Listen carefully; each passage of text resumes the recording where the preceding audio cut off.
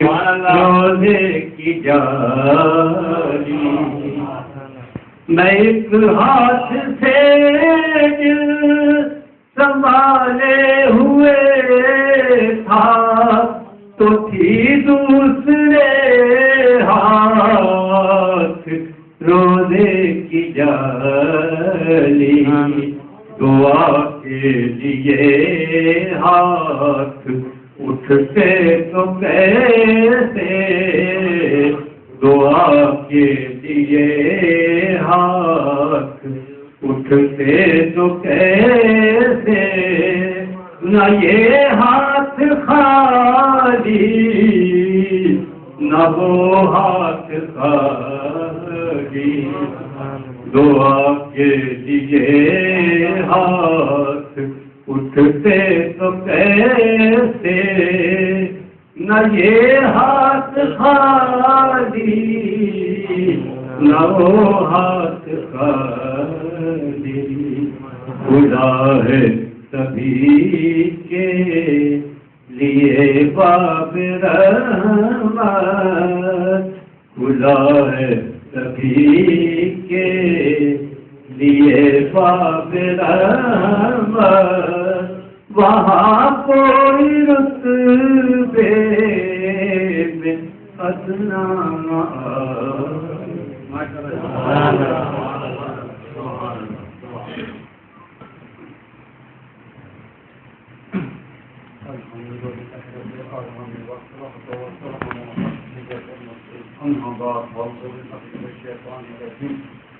بسم اللہ الرحمن الرحیم. اللہ تعالیٰ کے فضل و کرم سے آج اقسام ہیں عالی خاص کیا برکاتیہ میں 312 محفل ذکر اللہ اور تیرے ان بندوں کے لیے جو بہتر ہے وہ اپنی رحمت کی عطا فرما. سامعین محترم، آج کے محفل کے زینت میرے جناب علامہ فیاض نقشبندی صاحب تشریف فرما ہے. ہونا تو یہ چاہیے تھا کہ ان کا خطاب ہوتا، لیکن میرے چند دوست ابھی تشریف لانے والے ہیں اور میں چاہتا ہوں کہ وہ یہاں پہنچے ہیں تو ہم جناب فیاض نقشبندی صاحب علامہ صاحب کا خطاب جو ہے وہ یہاں سنائے. اس وقت کے تک 5-10 منٹ میں آپ سے دوں گا. سامعین محترم،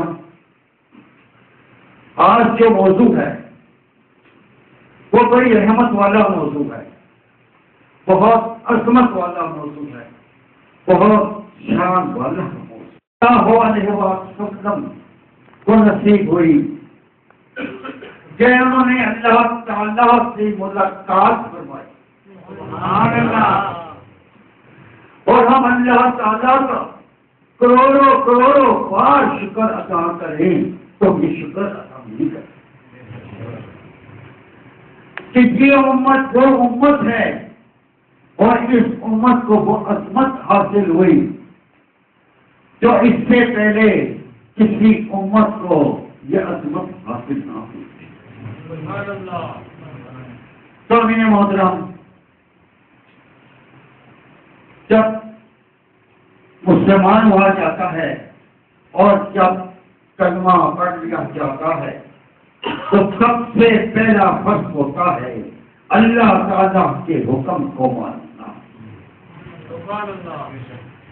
اور اللہ تعالیٰ کی حق کتاب قرآن مجید اور فرقان حمید کو ماننا. اللہ تعالیٰ نے اپنی اس کتاب میں سب سے پہلے اپنی ہم سے اور اس کے پاس اپنے ان بندوں کو 7 آیتیں عطا فرمائی. یہ اس مقدس کتاب کا آغاز ہے کہ اگر ہم ان 7 آیتوں کو سمجھ چاہیں، اس کا مفہوم سمجھ چاہیں تو ہماری زندگی پلٹ جائے. ہمارے قافلہ سلسلے میں میں جو اپنے مریدین کو ایک منزل کراتا ہوں وہ ہے اہدنا صراط المستقیم. اس سے کیا ہوتا ہے؟ اس سے اللہ کی محبت پیدا ہوتی ہے. اس سے رسول اللہ صلی اللہ علیہ وسلم کا عشق پیدا ہوتا ہے، اس سے نماز کی طرف رغبت پیدا ہوتی ہے۔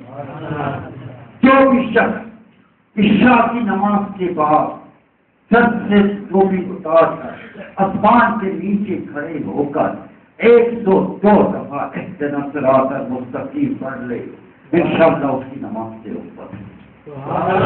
یہ وہ کتاب ہے جس کے بارے میں اللہ تعالیٰ فرماتا ہے ذالک الکتاب، یہ بڑی مقدس کتاب ہے، ذالک الکتاب یہ بڑی اہمیت والی کتاب ہے، ذالک الکتاب یہ بڑی مقدس اور بڑی عظمت والی کتاب ہے۔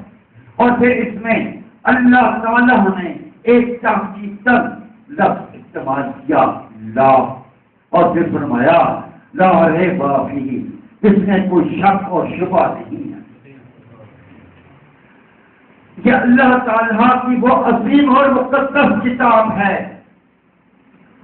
جس کے کسی واقعے میں کوئی شک اور شبہ کی گنجائش نہیں ہے۔ اس میں جو مثالیں بیان کی گئی ہیں وہ مثال چاہے ایک مکھی کی ہے، چاہے وہ مثال ایک مچھر کی ہے، وہ مثال یا ایک کتے کی ہے، اور اس میں جو واقعات بیان کیے گئے ہیں وہ سب حق ہیں، درست ہیں، صحیح ہیں، اور جو اس کا انکار کرے گا وہ اسلام کے دائرے سے نکل جائے گا اور وہ کافر کہلائے گا۔ اور جو میرے آقا صلی اللہ علیہ وآلہ وسلم کی حدیثوں کو نہیں مانے گا وہ فاسق کہلائے گا، اور جو اخبار حدیث کو نہیں مانے گا وہ نامراد پک اور جاہل کہلائے گا۔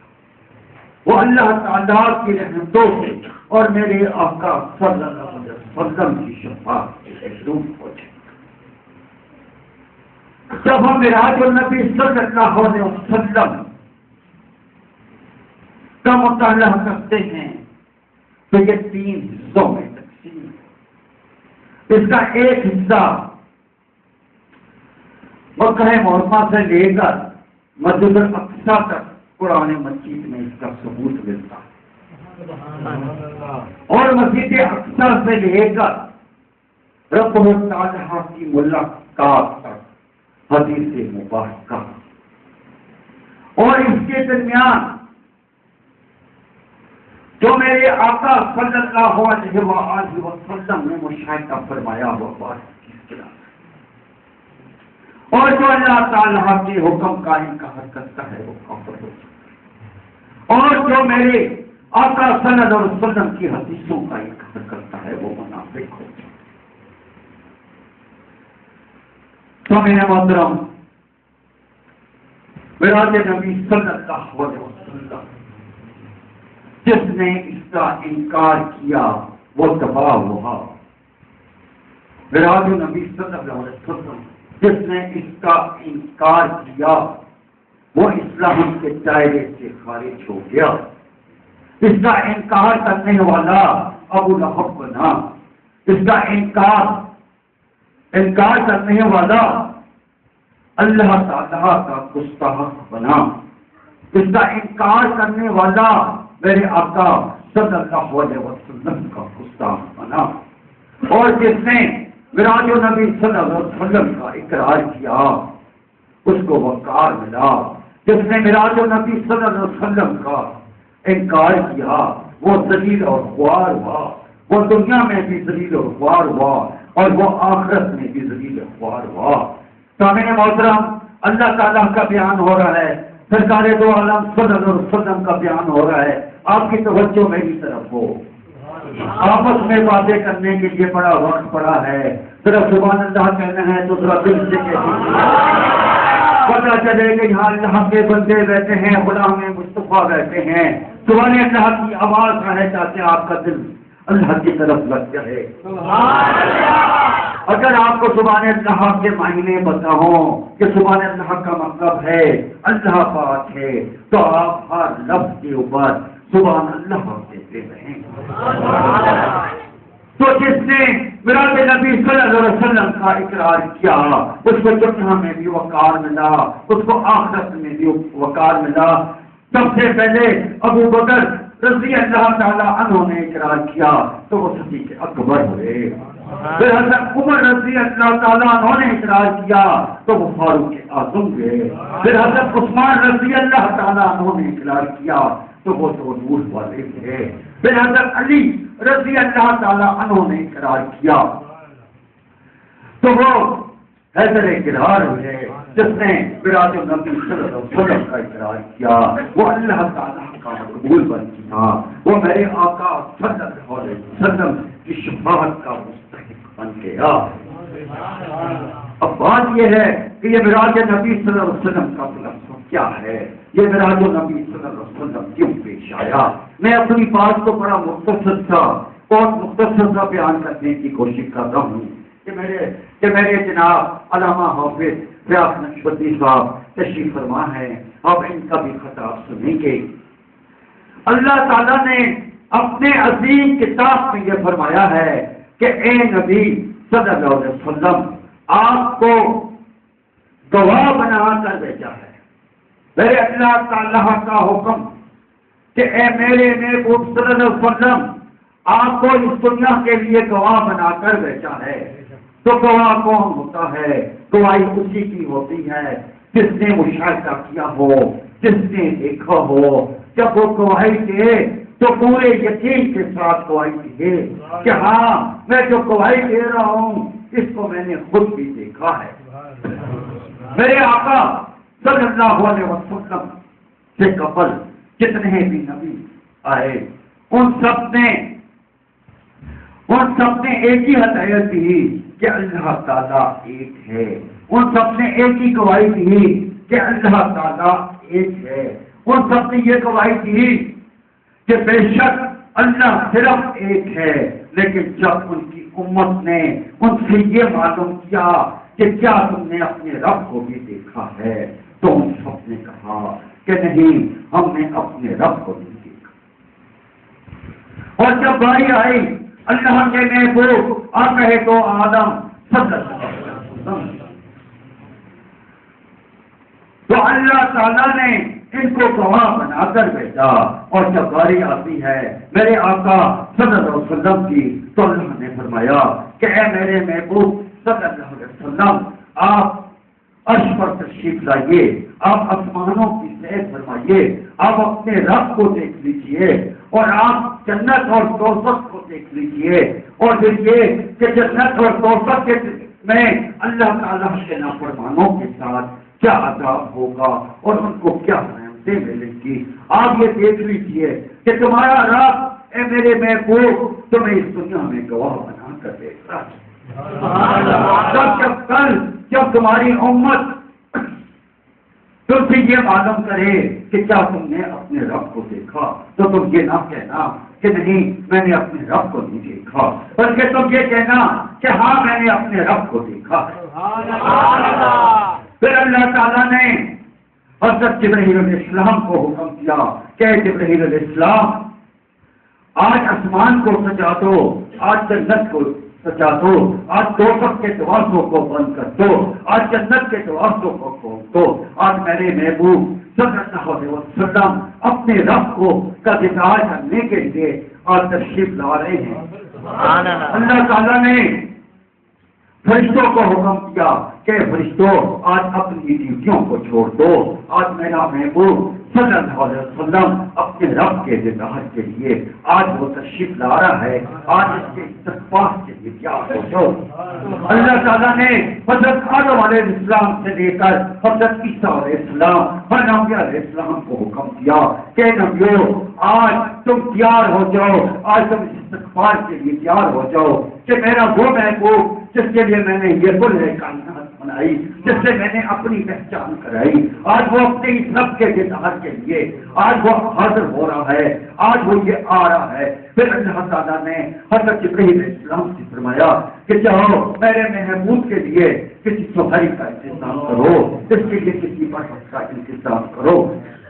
حضرت جبرائیل علیہ السلام جنت میں پہنچ جاتے ہیں. حضرت جبرائیل علیہ السلام دیکھتے ہیں کہ جنت میں 40,000 براق موجود ہیں اور ایک سے ایک خوبصورت ہے، ایک سے ایک دین ہے، ایک سے ایک صحت مند ہے.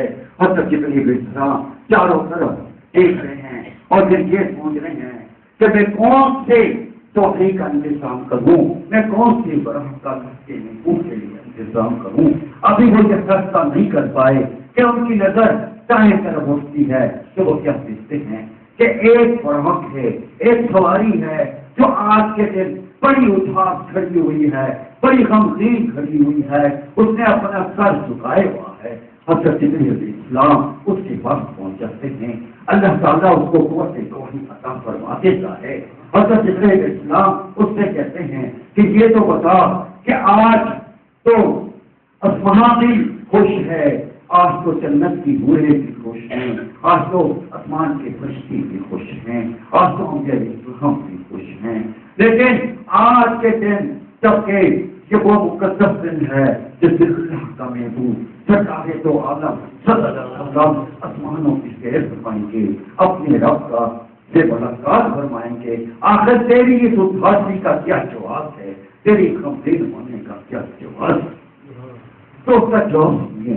وہ کہتا ہے کہ جب میں نے ایک عرصے تک اس کا انتظار کیا کہ اللہ کے محبوب جن کا نام میں نے محمد صلی اللہ علیہ وسلم، مجھے یہ ذوق اور شوق تھا کہ میں ان کا دیدار کروں گا، مجھے ان کی خدمت کرنے کا موقع ملے گا.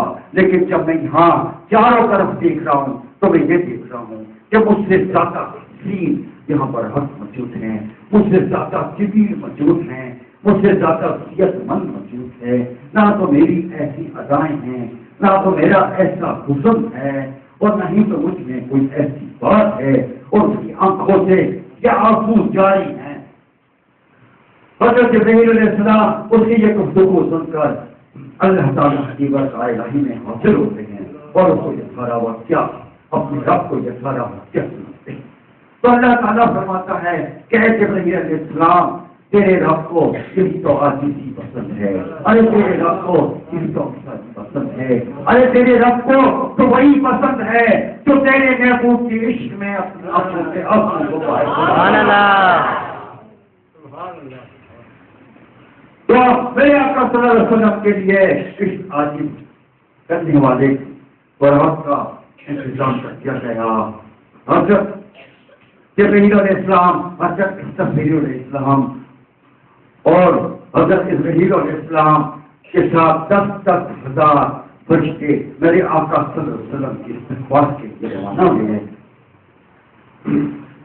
میرے آقا صلی اللہ علیہ وسلم اپنی جدہ ذات بہن ام ہانی کی رضی اللہ تعالیٰ عنہ کے گھر پر آرام فرما رہے تھے.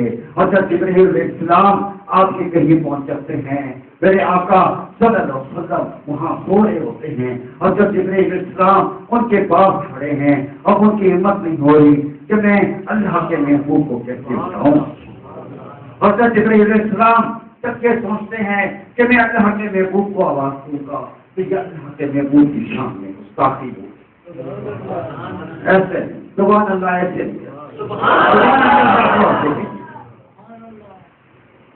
حضرت جبرائیل علیہ السلام کی سوچ ابھی ان کے اس اپنی دماغ میں تھی کہ اللہ کی طرف سے حکم آتا ہے.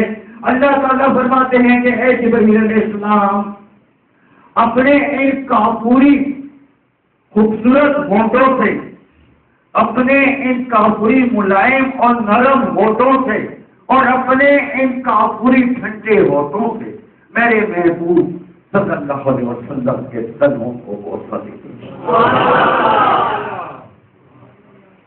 جب آپ میرے محبوب صلی اللہ علیہ وسلم کے قدموں کو بوسہ دیں گے تو میرے محبوب جاگ جائیں گے.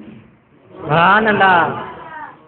حضرت جبرائیل علیہ السلام نے ایسی کیوں وہ آقا صلی اللہ علیہ وسلم جاگتے ہیں. میں اپنی باتوں کو سمیٹنے کی کوشش کر رہا ہوں. اب میں تھوڑا سا حدیث کے حوالے سے بیان کرتا ہوں. مشکات شریف کی حدیث سے میرے آقا صلی اللہ علیہ وسلم کا ارشاد مبارک ہے اور میرے آقا صلی اللہ علیہ وسلم نے فرمایا کہ میرے آقا صلی اللہ علیہ وسلم کو وہاں سے سواریوں کے ساتھوں کی داستہ میں لایا گیا اور پھر حضرت جبرائیل علیہ السلام نے میرے آقا صلی اللہ علیہ وسلم کے سینے کو شکاف کیا گیا، آپ کے دل کو نکالا گیا اور پھر اس کو آپ زمزم سے دھویا گیا. پھر حضرت جبرائیل علیہ السلام ایمان اور حکمت سے بھرا ہوا ایک سونے کی تصویر آئے اور وہ آپ صلی اللہ علیہ وسلم کے سینے میں الٹ دیا گیا اور اپنے ہاتھ مبارک سے اس کو چاروں طرف پھیلا دیا گیا اور پھر اس دل کو سینے میں رکھا گیا اور میرے آقا صلی اللہ علیہ وسلم کا وہ درحانی دل اللہ تعالیٰ کی رحمت اللہ تعالیٰ کی حکمت سے بھر گیا اور دل سواری کا انتظام کیا گیا. میرے آقا صلی اللہ علیہ وسلم اپنے براق پر سوار ہیں. جب سوار ہوتے ہیں تو میرے آقا صلی اللہ علیہ وسلم کی آنکھیں تھوڑی سی نیم ہو جاتی ہیں. میرے آقا صلی اللہ علیہ وسلم تھوڑے سی پریشان نظر آتے ہیں, تھوڑے سے اداس نظر آتے ہیں. حضرت جبرائیل علیہ السلام میرے آقا صلی اللہ علیہ وسلم سے پوچھتے ہیں کہ یا رسول اللہ صلی اللہ علیہ وسلم, آج تو اتنا عظیم دن ہے, آج تو آپ کی خوشی کا دن ہے, آج تو آپ اپنے رب سے ملاقات کرنے کے لیے جا رہے ہیں, لیکن جیسے ہی آپ اس سواری پر بیٹھے ہیں آپ کی آنکھیں بھی نم ہو گئی ہیں, آپ کو جو اداس بھی ہو گئے ہیں, آپ کچھ پریشان بھی ہو گئے ہیں. آخر اس کی کیا وجہ ہے؟ تو سامعین محترم ذرا دیکھیے ہمارے آقا صلی اللہ علیہ وسلم ہم سے کتنی محبت کرتے ہیں اور ہم ان کی محبت کا کیا وقت ادا کر رہے ہیں. میرے آقا صلی اللہ علیہ وسلم نے یہ ارشاد فرمایا کہ قیامت کا روز ہوگا, ایک دن 50,000 سال کے برابر ہوگا. ذوالفقار ہوگا جس کی مسافت 30 سال کے برابر ہوگی. ارے میری یہ امت یہ سفر کیسے طے کرے گی؟ میں تو آج اس سواری پر طے کر رہا ہوں, لیکن میری امت کے لیے کیا ہوگا؟ اللہ تعالیٰ نے ارشاد فرمایا, اللہ تعالیٰ نے ارشاد فرمایا کہ اے میرے محبوب صلی اللہ علیہ وسلم, آپ نہ گھبرائیے, آپ نہ پریشان ہوئیے. اللہ تعالیٰ اس موقع پر بھی آپ صلی اللہ علیہ وسلم کی امت کے لیے سواری کا انتظام. میرے آقا صلی اللہ علیہ وسلم کی اب یہ سواری تھوڑا سا سفر طے کرتی ہے. جب تھوڑا سا سفر طے کر لیتی ہے تو میرے آقا صلی اللہ علیہ وسلم کو ایک خوشبو آتی ہے. آپ اس خوشبو سے لطف اندوز ہوتے ہیں. وہ خوشبو جو کستوری سے بھی زیادہ اچھی خوشبو ہے. ارے وہ خوشبو جو عنبر سے بھی زیادہ اچھی خوشبو ہے. میرے آقا صلی اللہ علیہ وسلم حضرت جبرائیل علیہ السلام سے دریافت کرتے ہیں کہ جبرائیل علیہ السلام بتا کہ یہ اتنی خوبصورت, یہ اتنی اچھی خوشبو آخر کہاں سے آ رہی ہے؟ تو حضرت جبرائیل علیہ السلام فرماتے ہیں کہ میرے یا رسول اللہ صلی اللہ علیہ وسلم, ارے یہ خوشبو جو تجھے آ رہی ہے یہ تو فرعون کی ایک کنیز ہے, یہ تو اس کی قبر کی خوشبو ہے. واقعہ یہ ہے کہ دختر فرعون پر اس کی کنیز کنگھی کر رہی تھی کہ اس کے ہاتھ سے کنگھی کر کے فرش زمین پر گر جاتی ہے اور وہ کنیز بسم اللہ کہہ کر وہ کنگھی اٹھا لیتی ہے. تو اس کی بیٹی کہتی ہے کہ یہ اللہ نعوذ باللہ کون ہے؟ اللہ تو میرا باپ فرعون ہے. تو وہ کنیز کہتی ہے کہ نہیں, یہ وہ اللہ ہے جو میرا بھی اللہ ہے, اور یہ وہ اللہ ہے جو تیرا بھی اللہ ہے, اور یہ وہ اللہ ہے جو اس فرعون کا بھی اللہ ہے. سبحان اللہ. جب اس کی بیٹی فرعون کو جا کر یہ بات بتاتی ہے تو فرعون اس پر غضبناک ہو جاتا ہے. فرعون آگ ببولا ہو جاتا ہے اور فرعون حکم دیتا ہے کہ اس کو آگ میں جلا دیا جائے اور اس کے ساتھ اس کی بچی کو بھی آگ میں جلا دیا جائے.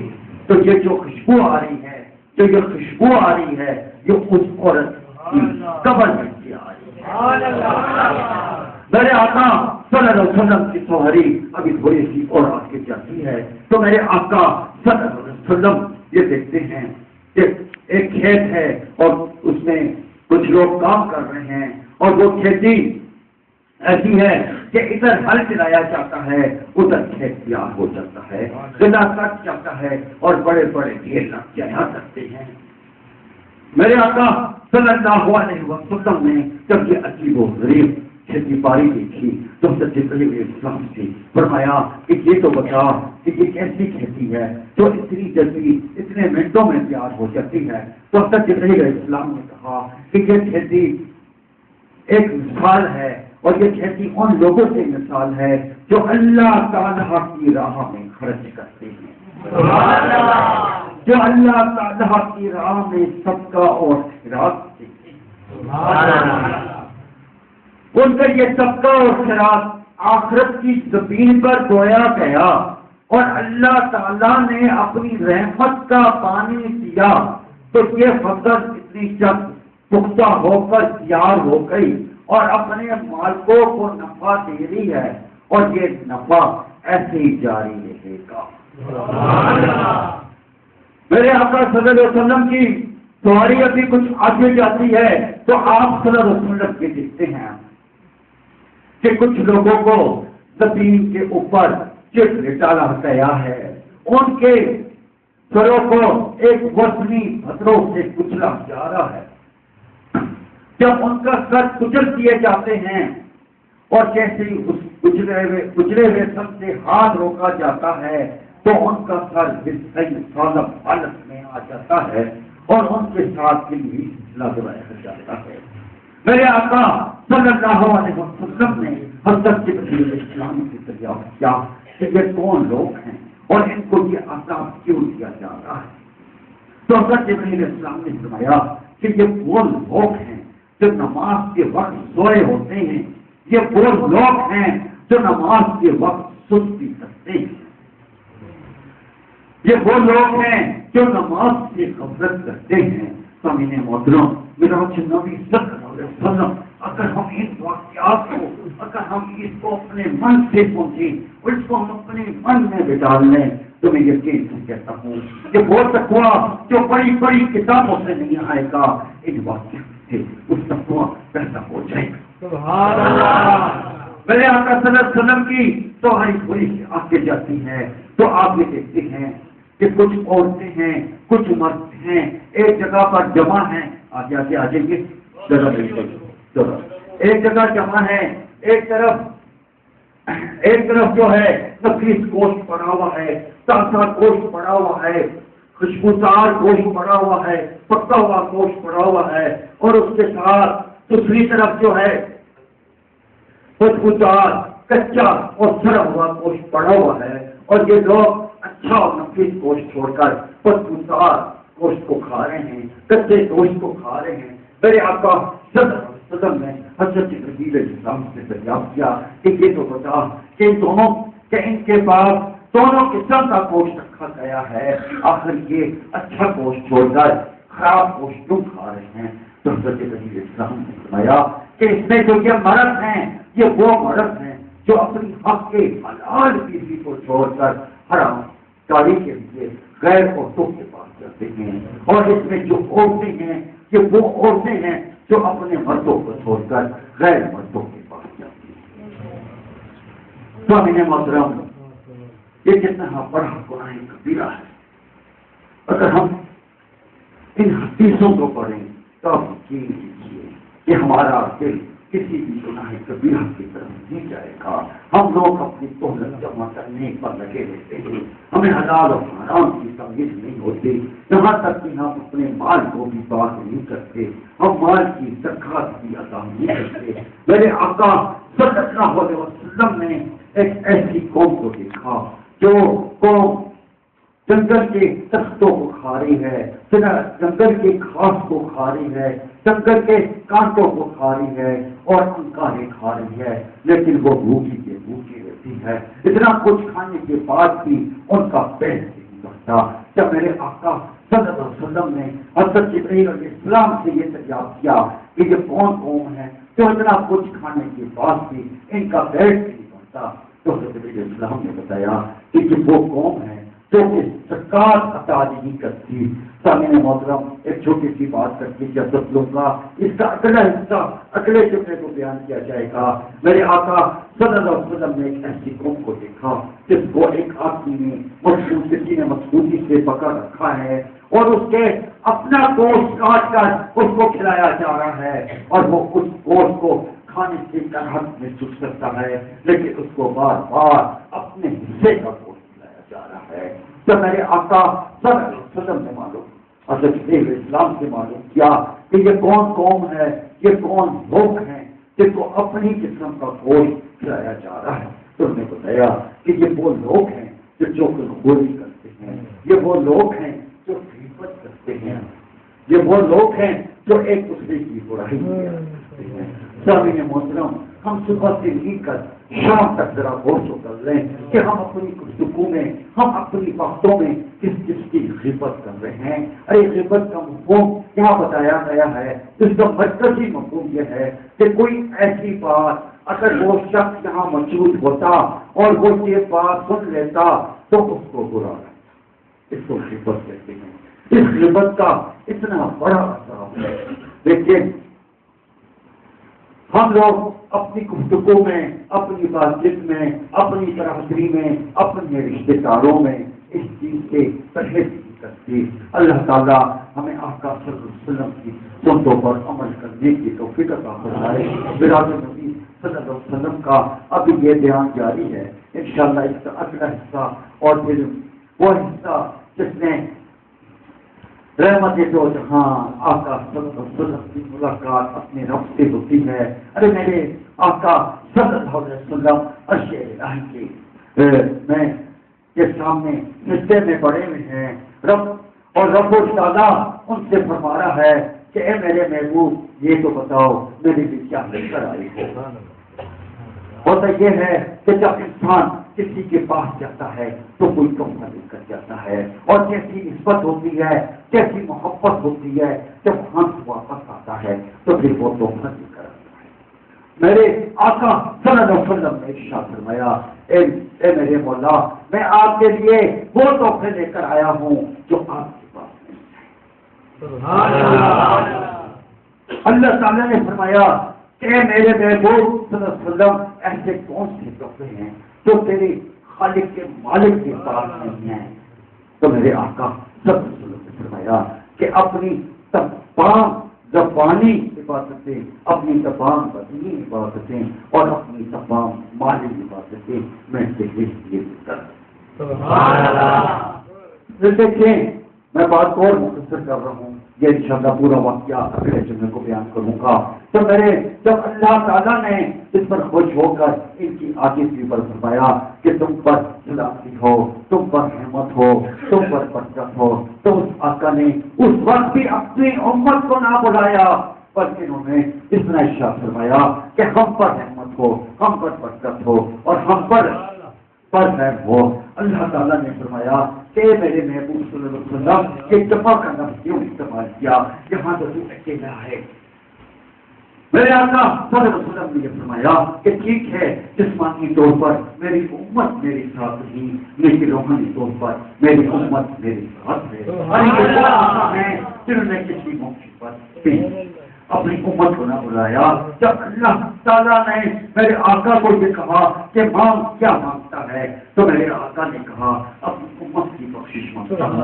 اللہ تعالیٰ نے 70,000 بندوں کی بخشش فرمائی۔ پھر اللہ تعالیٰ نے فرمایا کہ میرے محبوب خدا کیا مانگتا ہے، تو میرے محبوب نے بھی کہا کہ میں تو اپنی امت کی بخشش مانگتا ہوں۔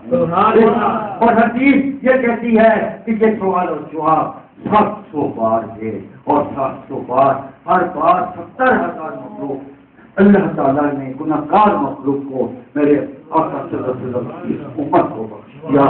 میرے وہ آقا صلی اللہ علیہ وسلم جس کا حق ہم کیسے ادا کریں کہ ان کا بچہ بیمار ہے، ان کا بچہ بیمار ہے، ان کی زوجہ کہتی ہے کہ یا رسول اللہ صلی اللہ علیہ وسلم ہر نبی کی ایک دعا قبول ہوتی ہے، آپ بھی دعا فرما دیجیے، اللہ تعالیٰ آپ کے بچے کو صحت عطا فرما دے گا۔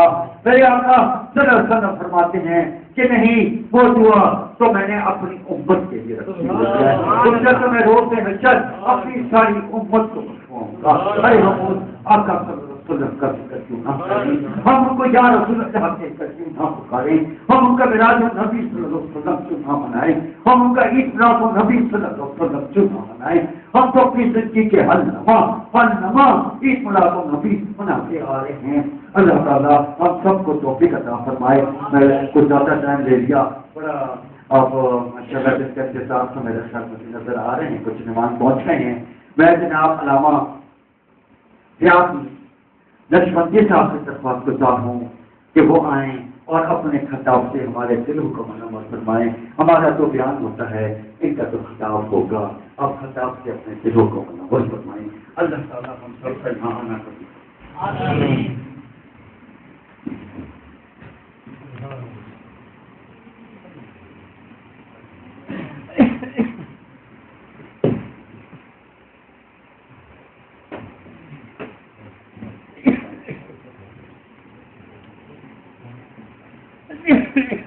علیکم ورحمۃ اللہ وبرکاتہ۔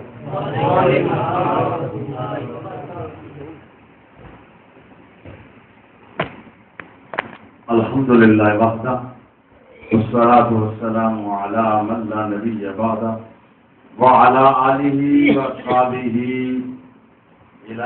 یوم القیامہ، اما بعد فاعوذ باللہ من الشیطان الرجیم، بسم اللہ الرحمن الرحیم، سبحان الذی اسری بعبدہ لیلا من المسجد الحرام الى المسجد الاقصى اقصى الذي باركنا حوله لنريه من آياتنا إنه هو السميع البصير صدق الله مولانا العظيم إن الله وملائكته يصلون على النبي يا أيها الذين آمنوا صلوا عليه وسلموا تسليما اللهم صل على سيدنا ومولانا محمد وعلى آل سيدنا ومولانا محمد وبارك وسلم وصل عليه الصلاة والسلام عليك يا رسول الله وعلى آلك وصحابك يا حبيب الله۔ اللہ تعالی جل جلالہ وعم نوالہ وعظم شانہ وتم برہانہ کا بے حساب انگن لا تعداد شکر ہے جس خالق و مالک نے مجھے اور آپ کو، ہم سب کو اشرف المخلوقات انسان پیدا فرمایا۔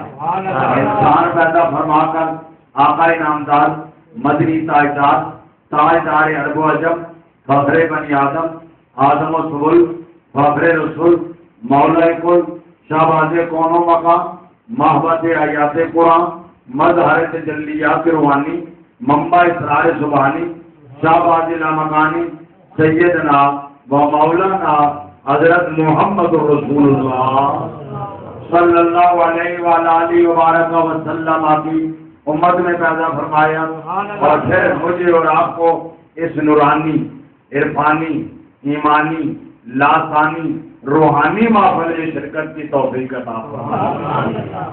حضرات محترم، مجھ سے پہلے پیر طریقت رہبر شریعت حضرت پیر سید اعجاز علی شاہ صاحب رامپوری القادری مدد العلی بڑا تربیتی اور بڑا معنی خیز، بڑا مدلل، بڑا جامع، بڑا پیارا خطاب فرما رہے تھے، اور جو کچھ وہ کہہ رہے تھے کہ میرا بیان ہو رہا ہے، آپ کا خطاب ہوگا، یہ اللہ والوں کی ایک ادا ہوتی ہے، عاجزی کرنا، انکساری کرنا۔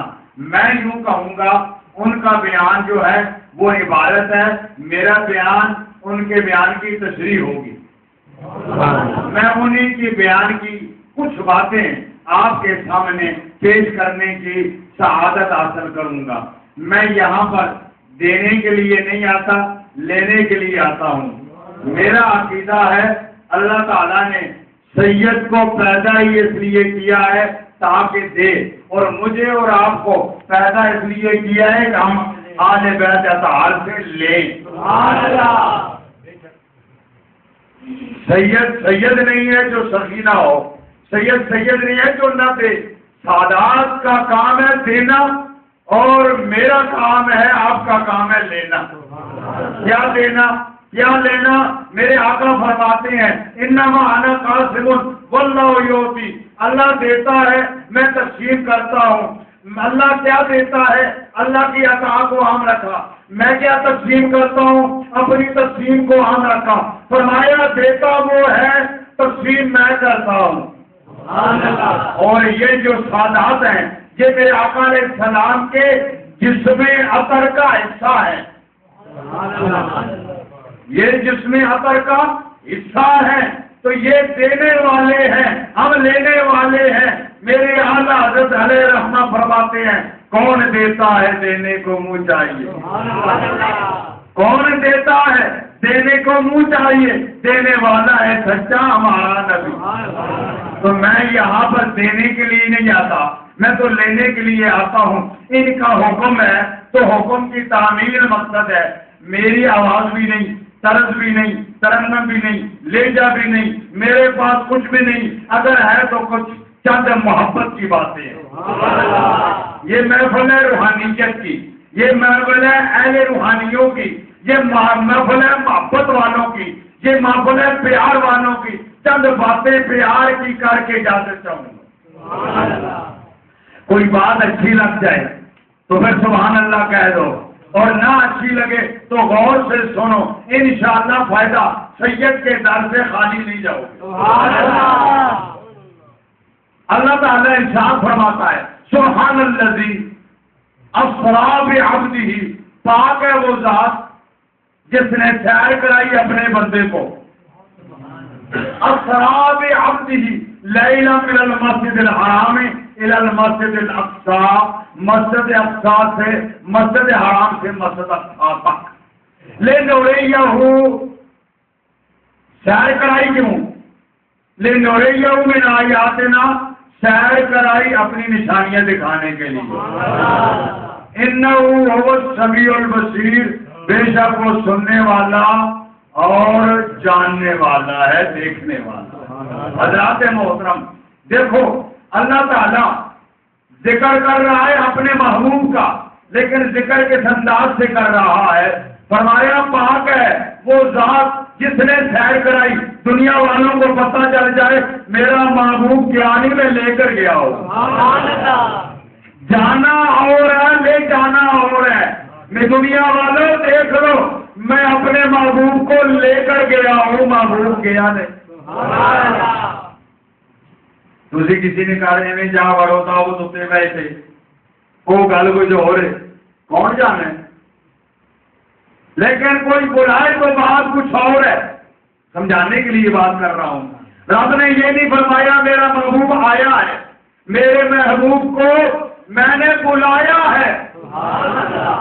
اللہ اکبر، اس میں بڑا پیار ہے، بڑی لذت ہے کہ میں محبوب میرا دنیا والوں کو پتہ چل جائے، جو یہ کہتے ہیں میرا محبوب کیسے گیا ہے، ارے سوچو تو صحیح، وہ لے کر گیا ہے جو ہر چیز پر قادر ہے، وہ لے جانے پہ حاضر ہے۔ اسری بعبدہ، لے گیا اپنے بندے کو، لے کر گیا ہے۔ یہاں پر بھی نبی یہ تو نہیں فرمایا اپنے نبی کو لے کر گیا، بعبدہ کیوں فرمایا؟ اس لیے لوگوں نے جناب عیسیٰ علیہ السلام کے کمالات کو دیکھا، آپ کے معجزات کو دیکھا تو لوگوں نے ابن اللہ کہنا شروع کر دیا، کہیں ایسے نہ ہو کہ میرے محبوب کا کمالات کو دیکھ کر لوگ ابن اللہ کہنے شروع کر دیں، دنیا والوں کو پتہ چل جائے میرا محبوب ابن اللہ نہیں ہے، محبوب اللہ ہے، اللہ کا محبوب ہے۔ حضرات محترم، جو لوگ یہ کہتے ہیں جی دیکھو لوگ موجود ہیں، میرے ساتھ کئی آدمی کو ملاقات ہوئی ہے، وہ جی جسمانی طور پر جسم ثقیل ہے، یہ جسم کیسے اوپر جا سکتا ہے، پھر آگے پہلا آسمان ہے، دوسرا ہے، تیسرا ہے، چوتھا ہے، پانچواں ہے، سدرۃ المنتہا ہے، 70,000 پردے ہیں، وہاں پر کیسے آدمی جا سکتا ہے؟ میں ان سے کہتا ہوں میرا محبوب صلی اللہ علیہ وسلم گئے نہیں، رب لے کر گیا، اسی رب نے سارے راستے بھی بنا دیے ہیں۔ اچھا میں ایک بات کرتا ہوں، بات یہ ہے کہ جبریل علیہ السلام حضور کی بارگاہ میں 23,000 مرتبہ آئے، 23,000 مرتبہ آئے، 23,000 مرتبہ گئے بھی وہی لے کر آئے۔ اگر جبریل علیہ السلام وہاں سے آ بھی سکتے ہیں، یہاں سے جا بھی سکتے ہیں، جس اللہ نے جبریل امین کے لیے راستے بنائے ہیں اسی اللہ نے سرکار کے لیے راستے بنائے۔ لیکن آج کا سائنس کا دور ہے، علم زیادہ ہو گیا ہے، عمل کم ہو گیا ہے۔ کوئی کہہ سکتا ہے جبریل امین علیہ السلام آئے بھی ہیں، گئے بھی ہیں، مانتے بھی ہیں، قرآن لے کر آئے ہیں، لیکن جبریل امین تو نوری ہے، جسم جو ہے وہ لطیف ہے، لہذا اس لیے گئی بھی ہے، آئے بھی ہیں۔ حضور علیہ السلام کا جسم پاک تو نوری نہیں ہے، خدا کی قسم جو لطافت ذات مصطفیٰ میں ہے۔ سنے یہ نقطے کی بات ہے، اچھی لگے تو ذرا محبت سے سبحان اللہ کہہ دینا۔ خدا کی قسم کہ حضرت جبریل علیہ السلام نوریوں کے سردار ہیں، 1,24,000 نبیوں کے پاس بڑی لے کر آئے ہیں، آتے بھی رہے جاتے بھی رہے، لیکن جو لطافت ذات مصطفیٰ میں ہے وہ جبریل علیہ السلام کے جسم اثر میں بھی نہیں۔ سبحان اللہ، جی وہ تو لطیف ہے نا، اس لیے آئے بھی تو گئے بھی۔ خدا کی قسم حضور کی شان بشریت بھی ہے اور شان نورانیت بھی ہے، کبھی بشریت کا اظہار ہوتا ہے، کبھی نورانیت کا اظہار ہوتا ہے۔ مجھے یوں کہنے دو، جب آئے تشریف لائے بشریت کا اظہار ہوا، جب گئے تو نورانیت کا اظہار ہوا۔ میرے آقا نور بھی ہیں، بشر بھی ہیں، بلکہ یوں کہو جہاں بشروں کی بشریت ختم ہو جاتی ہے وہاں سے میرے آقا کی بشریت کا آغاز ہوتا ہے، جہاں نوریوں کی نورانیت ختم ہو جاتی ہے وہاں سے میرے آقا کی نورانیت کا آغاز ہوتا ہے۔ ذرا سوچو تو صحیح، ذرا غور کو کرو کہ جبریل علیہ السلام کا آنا بھی مانتے ہو، جانا بھی مانتے ہو، یہ جبریل امین کون ہے؟ جو شب معراج کو حضور کے پاؤں کو بوسے دے رہے تھے۔ وہ عقل سے کام لو، بوسے دینے والے کا یہ مقام ہے، پاؤں کو چومنے والے کا یہ مقام ہے، تو جس کے پاؤں کو چوما جا رہا ہے اس کا کیا مقام ہے؟ میرا فرض کہتا ہے، میرا ذوق یہ کہتا ہے، جب جبریل امین علیہ السلام نے حضور کے پاؤں کو بوسہ دیا ہوگا، سبحان اللہ، حضور کے پاؤں مبارک کو بوسہ دیا ہوگا نا، جبریل امین اپنی قسمت پہ بچ کر رہے ہیں، اپنی قسمت پہ ناز کر رہے ہوں گے کہ مجھے امام الانبیاء کے پاؤں مبارک کا بوسہ دینے کی سعادت مل رہی ہے۔ حضرت محترم، آئے ہائے، بوسہ دینے والے کا یہ مقام ہے۔ نہ جنت کی گلیوں میں دیکھا، نہ جنت کی گلیوں میں دیکھا، جبریل امین نے کہا ہوگا نا، نہ جنت کی گلیوں میں دیکھا، جو مزہ محمد کی تلیوں میں دیکھا، جو مزہ محمد کی تلیوں میں دیکھا، جو مزہ محمد کی تلیوں میں دیکھا، جو مزہ محمد کی تلیوں میں دیکھا۔ حضرات محترم، ابھی میں نے بیان کی سٹارٹنگ لی ہے لیکن ٹائم ہو گیا ہے، مجھے اشارہ مل رہا ہے کہ بیان اسی پر ختم کر دیں، انشاءاللہ زندگی رہی تو پھر کبھی عرض کروں گا۔ یہ محبت کی باتیں ختم نہیں ہو سکتی، یہ پیار کی باتیں ختم نہیں ہو سکتی، اور یقین فرمائیں بڑا عرصہ ہو گیا میں نے محفلوں میں جلسوں میں جانا چھوڑ دیا بہت کم، لیکن اس محفل میں اس لیے آتا ہوں کہ آپ کا موبائل کی بیٹری جو ہے نا لو ہو جائے تو آپ اس کا کنیکشن بجلی سے کرتے ہیں، بیٹری لگاتے ہیں تو بیٹری چارج ہو جاتی ہے نا، تو میں بھی اپنی جو روحانی بیٹری ہے نا اسے چارج کرانے کے لیے آ جاتا ہوں۔ وہ حضرت الحمد للہ